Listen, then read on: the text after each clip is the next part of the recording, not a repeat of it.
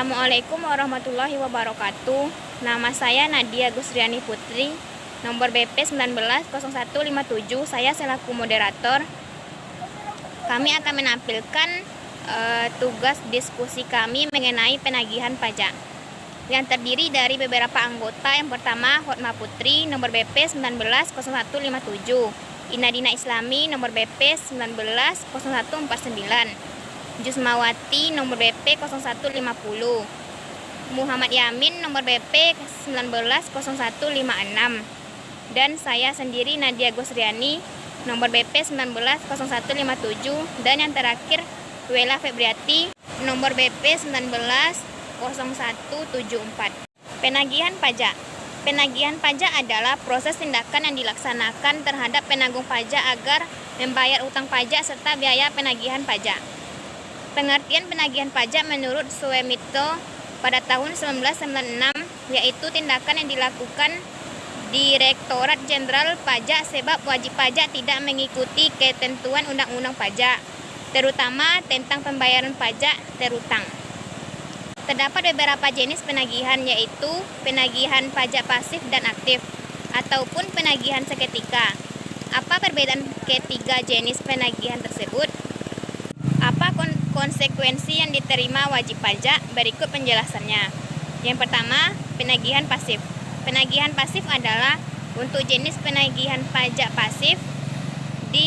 DJP menerbitkan surat tagihan pajak atau STP, surat ketetapan pajak kurang bayar atau SKPKB, pembetulan, SK keberatan, serta keputusan banding yang mengakibatkan pajak terutang menjadi lebih besar. Sedangkan penagihan aktif yaitu seperti yang sudah disinggung sebelumnya.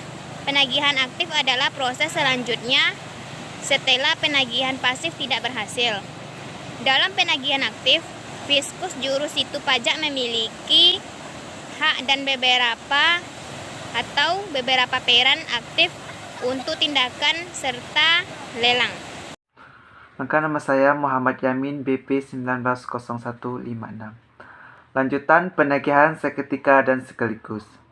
Penagihan seketika dan sekaligus ini adalah penagihan pajak yang dijalankan oleh Fiskus maupun juru sita pajak terhadap wajib pajak langsung, tanpa menunggu tanggal jatuh tempo pelunasan pajak.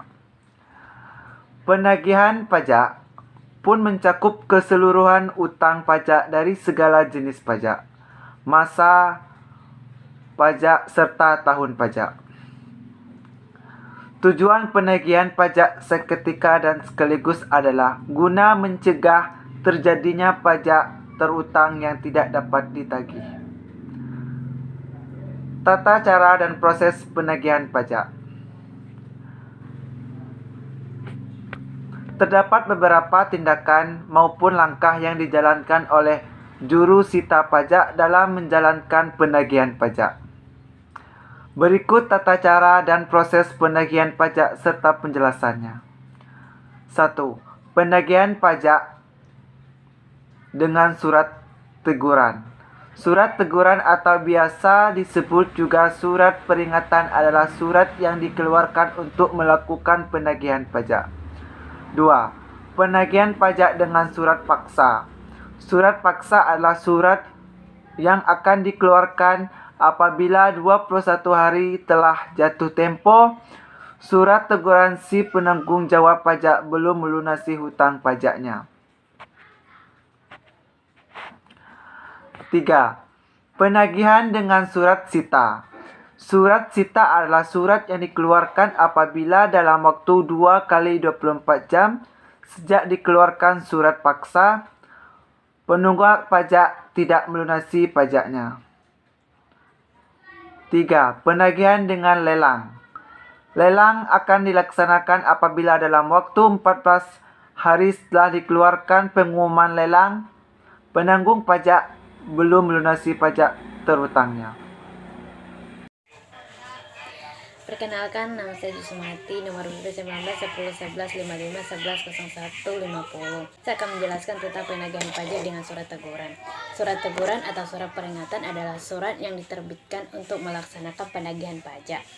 Jika dalam waktu 7 hari setelah tanggal jatuh tempo penanggung pajak atau wajib pajak belum melunasi utang pajaknya, maka surat teguran ini akan sampai ke tangan penanggung jawab pajak.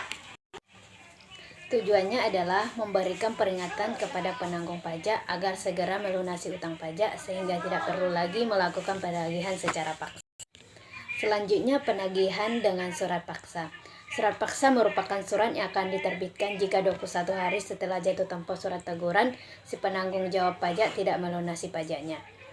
Setelah datanya surat paksa, wajib pajak melunasi pajaknya dalam waktu 2 kali 24 jam agar tidak ada tindakan pemblokiran rekening, pencegahan ke luar negeri, hingga penyanderaan paksa badan dengan catatan diragukan etikat baiknya yang memiliki utang pajak minimal 100 juta rupiah.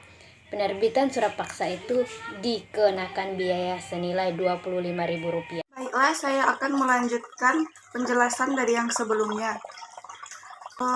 Dasar penagihan pajak, dasar penagihan PPh, PPN, PPNBM, serta bunga penagihan. Yang pertama, surat tagihan pajak. Yang kedua, surat ketetapan pajak kurang bayar. Yang ketiga, surat ketetapan pajak kurang bayar tambahan. Yang keempat, surat keputusan pembetulan. Dan yang kelima, surat keputusan pembatalan putusan banding. Dasar penagihan PBB. Surat pemberitahuan pajak terutang. Dan yang kedua, surat ketetapan. Dan yang ketiga, surat tagihan pajak. Daluarsa penagihan pajak. Penagihan pajak disebut daluarsa apabila sudah melewati batas waktu penagihan, yakni 5 tahun terhitung sejak diterbitnya dasar penagihan pajak. Kewajiban wajib pajak dalam penagihan. Wajib pajak memiliki kewajiban 1. Melakukan pelunasan utang pajak sebelum jatuh tempo. 2. Berkomitmen dalam bayar angsuran maupun penundaan pembayaran pajak. 3. Bersifat kooperatif dalam tindakan penagihan pajak. 4. Tidak melanggar undang-undang penagihan pajak dan surat paksa saat penagihan pajak yang menyebabkan tindakan pidana. Misalnya, memindah tangangan, memunyikan, menghilangkan, maupun memindahkan hak atas barang yang disita. Kedua, dasar hukum. Dasar hukum melakukan tindakan penagihan pajak adalah Undang-Undang Nomor 19 Tahun 1997 tentang penagihan pajak dengan surat paksa. Undang-undang ini mulai berlaku tanggal 23 Mei 1997.